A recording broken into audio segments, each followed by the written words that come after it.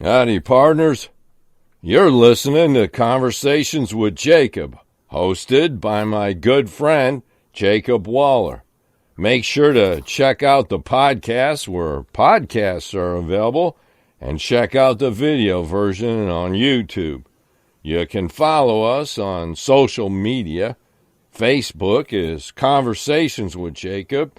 Twitter is at CWJ Podcast. And you can visit our website, conversationswithjacobpodcast.weebly.com. Hey, you got a show idea? Maybe a guest suggestion? Email us at conversationswithjacob@gmail.com. Now, here's your host, Jacob Waller. What's going on, everybody, and welcome back to another episode of Conversations with Jacob. Today's episode is number 56, and we got a good episode because we're talking about the near-death experiences. But before we get to our guest today, I want to do a few podcast plugs. You catch the podcast about every Monday at 1 o'clock. That's Eastern time. Has in the intro, and we're on Facebook and Twitter. Podcasting platforms include, we're on Amazon, we're on Audible, we're on iHeartRadio, and we're on TuneIn, Pandora. The list just goes on. If you got a question, guest suggestion, like the intro said, you can email us at conversationswithjacob@gmail.com, or you can do it with the contact form on the website, conversationswithjacobpodcast.weebly.com. Also, if you like podcasting, check out Two Chairs No Waiting. It's an Andy Griffith fan podcast hosted by Adam Newsom, who was on the podcast a few episodes back. Also, check it out, twocharosnowaiting.com, also on YouTube. Joining me today is Mr. Robert Kopus. If I pronounced that right, I'm bad with names. But anyways, welcome to the podcast, Robert. Thank you very much. It's nice to be on your show. And it's interesting that I'm all the way on the other side of the ocean and you're in America and I'm in Europe. Oh, yeah. It's very interesting because we're in two different time zones. That's true. Yeah. Oh, I think you're like... At the same time. Yeah, which I think you're like 6 hours ahead of me. Yeah, and you can never catch up. I'm always ahead of you. Absolutely. Now, for people that's listening out there in the podcasting world and also on YouTube, can you give us a little background on who you are? Okay, I'm Robert Christopher Kopus. I live in the Netherlands. I've studied here economics, but my interest is in near-death experiences, and that came when I was reading the book by Raymond Moody, who coined the term near-death experiences. In his book in 76, I think it was.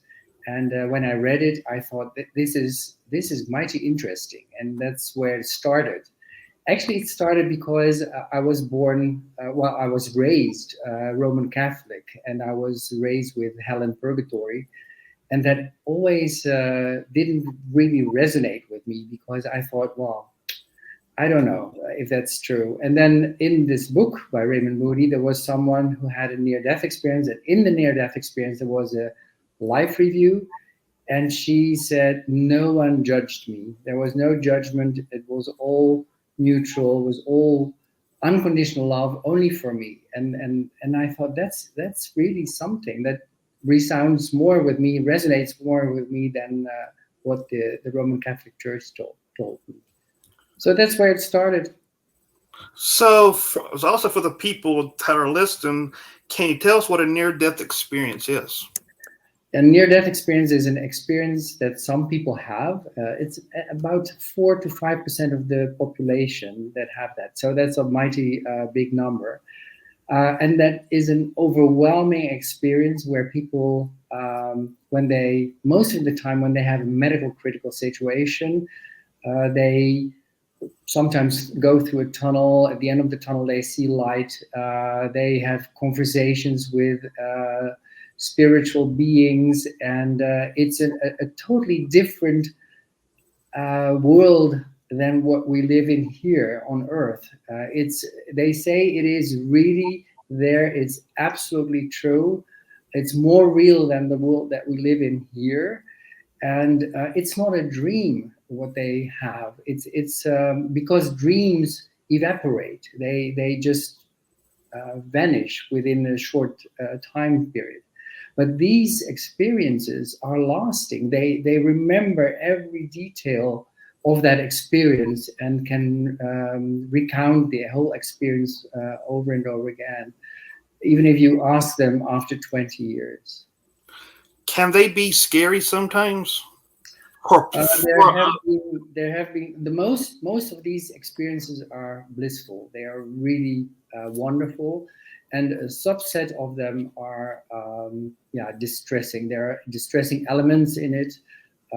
Some people don't like the speed they go through the tunnel, or not everyone goes through a tunnel, but some people do, and the speed is really amazingly high. That's what they always say. And things like that. And sometimes people wind up in a dark environment. There's nothing there, and most people feel that there is love out there, even in the dark area, in the dark void. But some people find it scary. So those are distressing elements, and there are also some accounts where the distressing elements are a little worse than only what I just mentioned. and what does it mean how when someone that has had a near death experience, how does it mean when they said they were all interconnected? The whole idea of when people are in that other world, it's totally different from here, and they feel that they are connected with others. Just to give you an example of a woman who was having her near-death experience, and most of the time people are told to go back again. They must go back because there's a very important reason why they still need to finish their life on Earth. They have to do things. Everyone has a task, by the way. And then these people that are sent back, they are told, well, your task is not yet over, so you have to go back. And this woman, she was in this other area, and she thought, I know everything, and it's so simple. I know why we're on Earth, why we live, what is the reason for us being down there. And then she thinks, I'm going to take that back home, back to my body, and tell others. But she knew that she couldn't bring back all that knowledge because it was too much. And then she thought of one sentence that would say it all. And that one sentence, when she came back into her body later, she remembered that sentence, and that sentence was, all is everything, and everything is one. And you hear that from this is what she said, all is everything and everything is one. But you hear that from so many other people that have had a near-death experience. We are one. So if I do something to you, I actually do it to myself. And that is also something that comes from life reviews. Maybe tell something more about life reviews, or what do you think? Yeah. Is there any after effects from a near-death experience? Oh yes, yeah. Yes, people change. Near-death experiences are real life changers. People tend to become less interested in money and power, and more interested in other people, in nature, and having good relations. They don't become saints. That's not what I want to say. But they change their way of life. And the point is that sometimes the people that are around them don't recognize them anymore because they are suddenly not interested in money, getting more money and getting more power, or they become interested in more making art themselves, or doing music or so, going into nature. So they don't recognize that, and sometimes that leads to problems with people that are close to them. And there are also some funny after effects, like people sometimes get more intuitive. Sometimes they become get something like mediumship. psychic abilities. They can foresee the future. They see what moves others, what is happening with other people, things like that. And even some people are saying that they interfere with electricity, like lights go off, electric watches don't work anymore when they wear them. Those are the funny after effects, but they occur regularly. And what is proof that there is an afterlife out there? That's a very important question, because your listeners will otherwise think, yeah, these are stories of people that have had some experience, some kind of thing that goes on in their brain, maybe because they die. There is a lack of oxygen, or there is substances in the brains that are created, and they get all these hallucinations. They are not hallucinations, because there are also what we call veridical observations. Those are verifiable out-of-body experiences. And I need to explain that and give you an example, perhaps. People that have a near-death experience get out of their body. Sometimes they move very quickly into that other realm that is full of unconditional love. But some people have the time to be close to their body. They can roam around the hospital where they are, or around the car crash, and then they can see things. And then when they are resuscitated again, they can tell what they saw, and then it can be checked whether it's the case or not.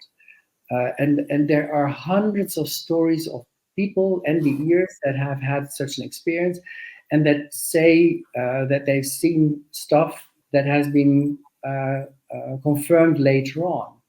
And to give you an example, Pam Reynolds, that's an American singer, she passed away some time ago, but she had to have an operation in her brains. She had an aneurysm there, and they had to really do a very daring operation on her, Operation Standstill. They would cool her body down to like 15 centigrade Celsius. I don't know what that is in Fahrenheit, but it's very, very low. And then they would take out the blood from her body in order to be able to mend that aneurysm. And when they did that, they had to operate on her brain. They opened her skull with a saw. And when she was out there, when that happened, she went out of her body. She was hovering just behind the shoulders of the surgeon, and she witnessed the whole operation. She exactly told what happened, what the conversations were about the veins in her legs being too narrow to be used in her brain, and everything, all these details. And the doctors were asked later, is this really what happened during the operation? And they were astounded that that had happened. Wow. There are hundreds of these stories, and they are also in the book published by IANS, The Self Does Not Die, so people can read about them. They give circumstantial evidence that NDEs are real. So are the near-death experience and an out-of-body experience the same thing? No. It's, a near-death experience starts with an out-of-body experience. So there are a lot of people that have out-of-body experience, but not an NDE. They hover around their body and they go back again into it. But NDEers, if they hover around their body, they go into this other realm that they don't know where that is. They say, it is heaven. I've been in heaven. I've been on the doorstep of heaven. It was the afterlife. I'm not longer afraid of dying because I know where that is. It is home. They say it is home. That's where we all go to. So an out-of-body experience is something else. It's a start of a near-death experience, but not every out-of-body goes into a near-death experience. Do you think that some of these near-death experience is actually a out-of-body experience? Some of these people who claim to have had a near-death experience, do you think it's an out-of-body experience? It is. It's definitely you're out of your body because you're not in your body. If you are in this other realm, you're not on Earth anymore. So where are you? We don't know. We don't know where this realm is or where to locate it. But it's not like it is a location. It's something that is all around us. That's also what some people say. The light that is being seen in near-death experiences is that's the one that emits the unconditional love. That light is all around us. It's now also present where we are, where you're sitting in Virginia, where I'm sitting in Amsterdam, but also around the listeners. It is everywhere. One NDEer said it hides in plain sight. We can't see it, but it's there. And it's like the air pressure that is pressing upon us at this moment. It is like I think it's 15 pounds per square inch in your metrics, but you don't feel it. You don't feel the air pressure, but it's there. In the same way, he said, this NDEer said, the light is there too. It's everywhere. It's in your chairs, in yourself, the glass of water you're drinking. Everywhere. It's around everyone.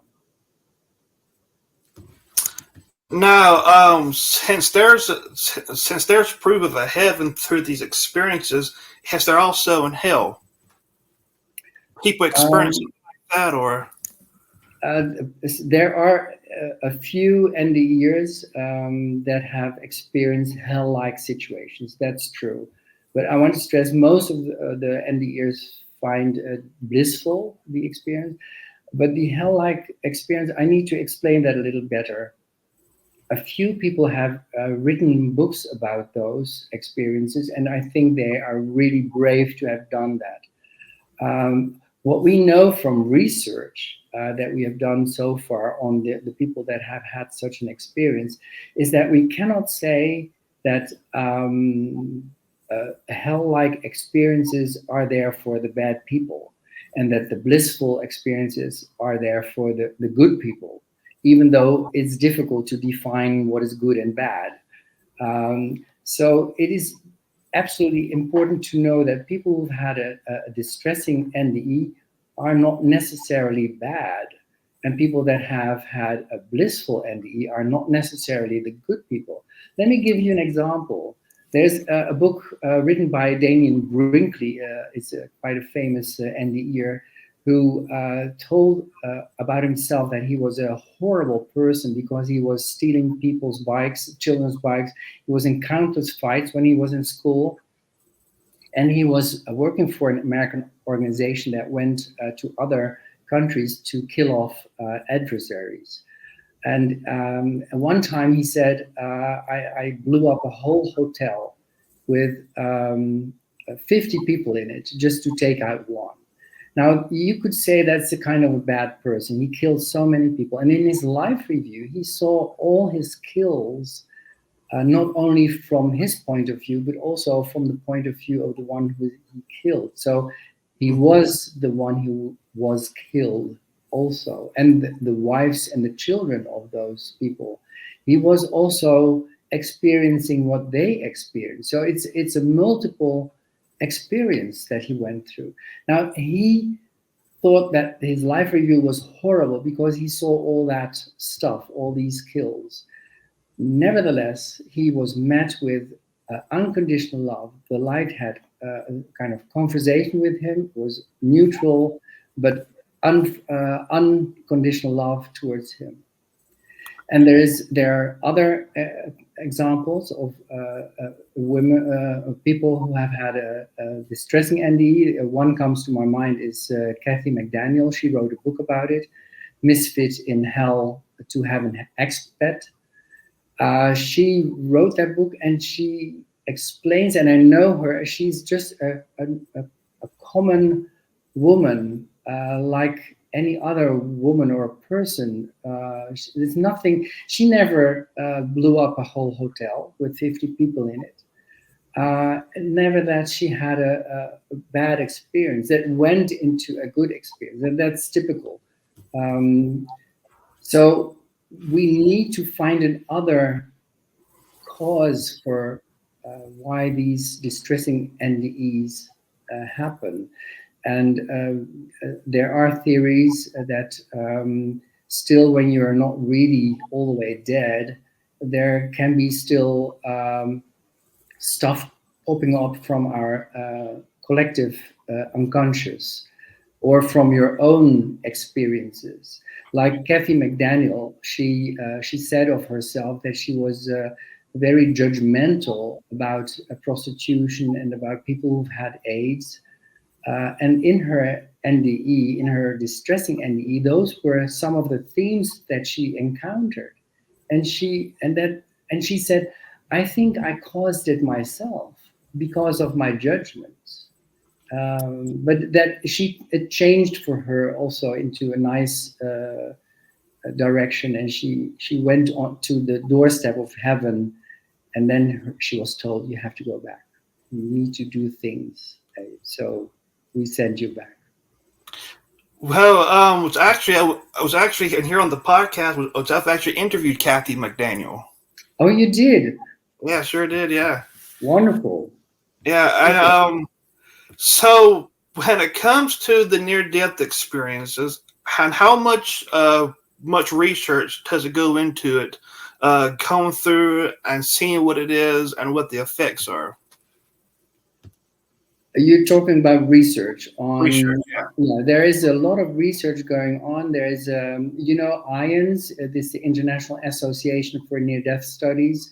There's they publish a journal, the Journal of on Near-Death Experiences.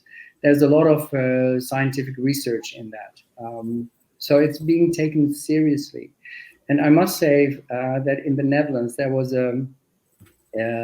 some 20 years ago, there was a publication by a number of people here who did research of.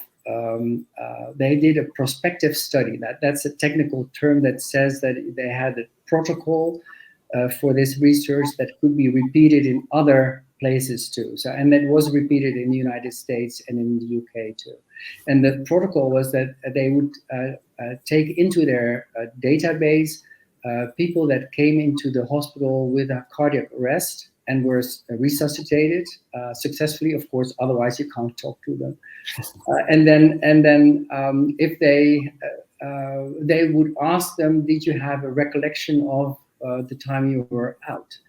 Now, there were 344 people in that research, and of those 344, there were 62 who had a memory of what happened during the time they were out. And those were the NDEers. Now, this is interesting because then you have two groups that one group had an NDE and the other didn't.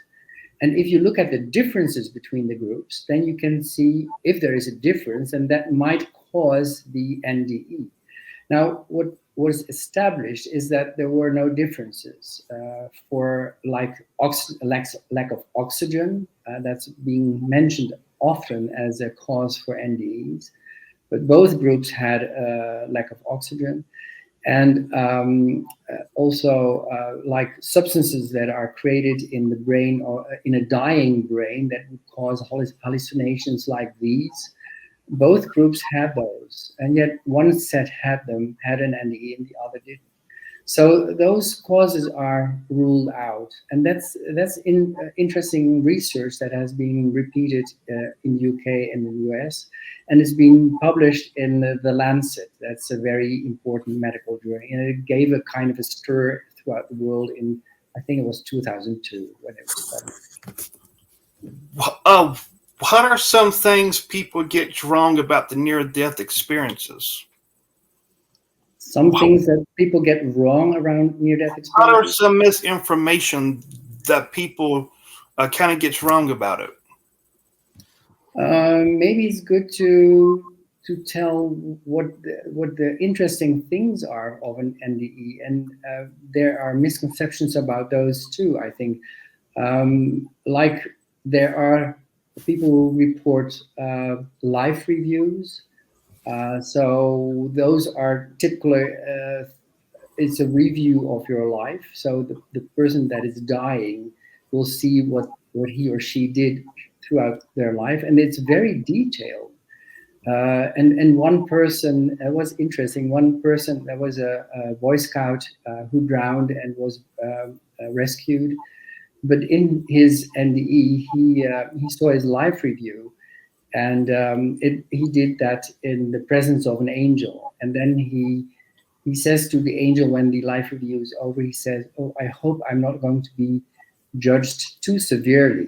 And then the angel said, "You are judged by the most powerful judge there is." And then the Boy Scout gets a little bit weary and then says, "Okay, and when is that going to happen?" And then the angel says to him, he says it's an angel. So you have to understand people have perceptions of what they see, and they put a label on it. So he said it's an angel. And the angel said to him, "That has already happened. You have been judged by yourself. The judge is you." Now, that's an important thing because in some religions, it is someone else who judges you. There is in Christianity, in Islam, and in Judaism, someone else is going to judge you.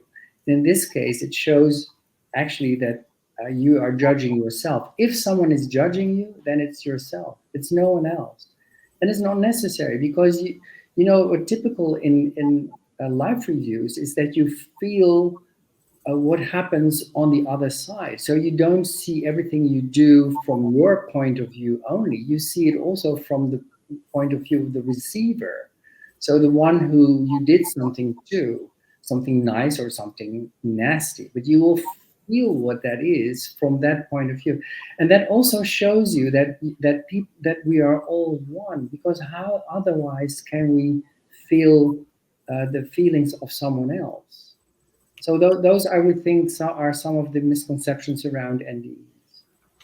So when we die, or when we're dying, and we all get a review of our life. Yes. Well, not every NDE reports a life review. You must understand that if there are NDEs that are very short, and there are very deep and extensive NDEs.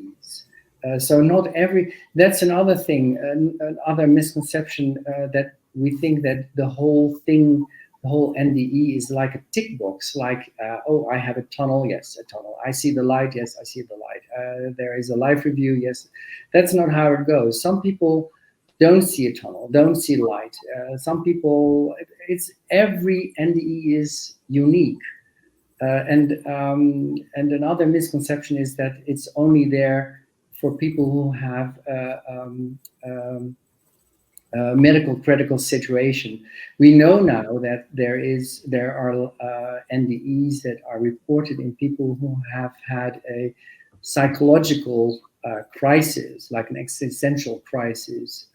Sometimes people in a deep meditation report an NDE, or during prayer. And there are even cases where spontaneously someone has an NDE, but those are really rare. I know only two of them. Yeah, but the life review is very it's overwhelming for the people who've had that, and not everyone has such an experience. Now, what's the main lesson that we could take away from a near-death experience? If people read my book, my book is Impressions of Near-Death Experiences, and I wrote it, and it was published by IONS. And in my book, I have hundreds of quotes of NDEers,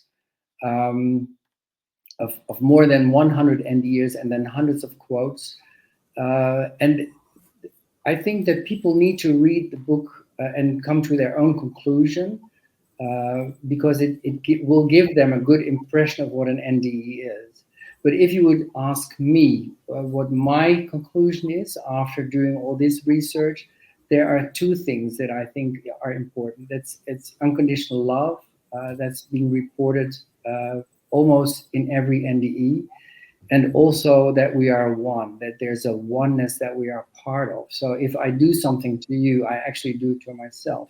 And my hope is that if people would really understand that veridical observations show us circumstantial evidence that NDEs are real, or at least that our consciousness can be separate from our body, then they will become interested in the messages of NDEs, and those are the two that are mentioned. And I sincerely hope that people will get there, because then people will change their way of life. They will become more loving towards each other and towards nature. And I think we have to go that direction. If you look at the news nowadays, it's there are so many wars going on or started, and it's all, if you listen to NDEers, those are things that are not the right way. Hate is not the right way. It's unconditional love, and NDEers really try to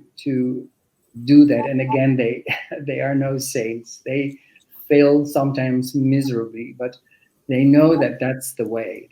Hate is not the way. And why do you think why do you think, and we are here on Earth? Do we got a task to complete, or? That's an interesting question. You know, in my research, in my book, I have a whole chapter on that. Some people are asking the light, or whoever they talk over there, what is the reason for us being on Earth? And some people don't ask, and they get that as a kind of a bonus. But it's the answers are kind of diverse. Some people report, they say it's all a game. Actually, it's God playing as a kind of a game, because it's like God goes to the cinema. He created this world to have some kind of experience or some kind of fun or so. Others say we all are already divine, so we need to express our divinity. That's the only thing we need to do.